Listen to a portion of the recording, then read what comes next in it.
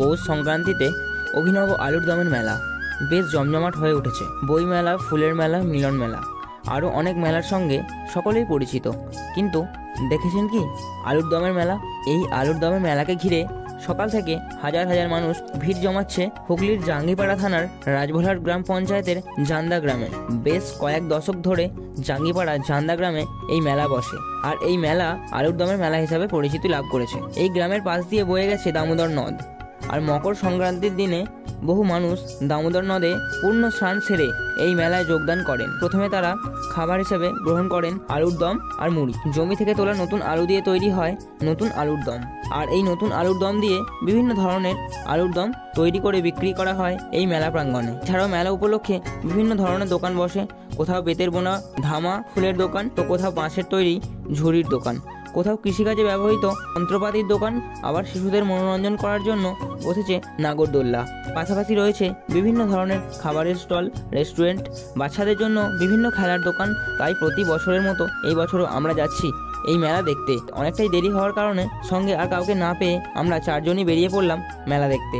আপনারা যদি এই মেলা দেখতে আসেন, তারকেশ্বর টু উদয়নারায়ণপুর বাসে চেপে নামতে হবে ডিবুসুট বাস স্ট্যান্ডে। আর এই হচ্ছে ডিবুসুট বাস স্ট্যান্ড, আর এইখান থেকেই এই রাস্তা ধরে পূর্ব দিকে হাঁটলেই দেখতে পাবেন মেলা প্রাঙ্গণ। তারপরেই পড়বে দামোদর নদের খেয়াঘাট, আর এই খেয়াঘাট পেরোলেই প্রবেশ করতে পারবেন এই মেলায়। আর সবার প্রথম যেটা আপনাদের চোখে পড়বে, এই মাঠে বসে সবাই মুড়ি আর নতুন আলুর দম খাচ্ছে।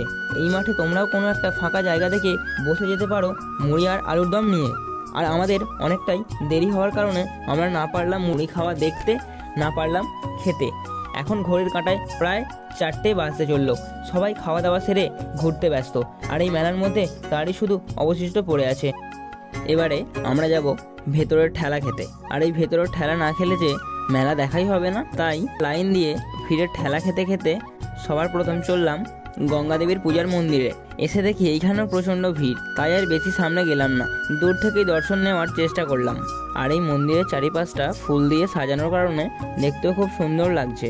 আর ওইদিকে বাঁধের ওপর থেকে সবাই পুরো মেলাটাকে পাখির চোখের মতো করে দেখার চেষ্টা করছে। তাই আর বেশি দেরি না করে উঠেই পড়লাম বাঁধের ওপরে। মেলাটাকে দেখতে যে কি সুন্দর লাগছিল, শুধু মানুষের মাথা আর নানা রকমের ছাতা ছাড়া কিছুই দেখা যাচ্ছিল না। মেলা কি শুধু দূর থেকে দেখলেই হবে? সামনে গিয়ে উপভোগ করতে হবে তো। তাই আর কি, আমরা নেমেই পড়লাম নিচে মেলাটাকে ঘুরে দেখার জন্য। নেমেই সবার প্রথম যেটা চোখে পড়লো, নানা রকমের রাইড, নাগরদোল্লা, ট্রেন, আরও কত কি। আর ঠিক এই মেলার পিছনের দিকে অর্থাৎ উত্তর দিকে গেলে দেখতে পাবে ফল মার্কেট, মাটির জিনিসপত্র, নানা ধরনের খেলা বসেছে। আর এই হচ্ছে আমাদের ফল মার্কেট।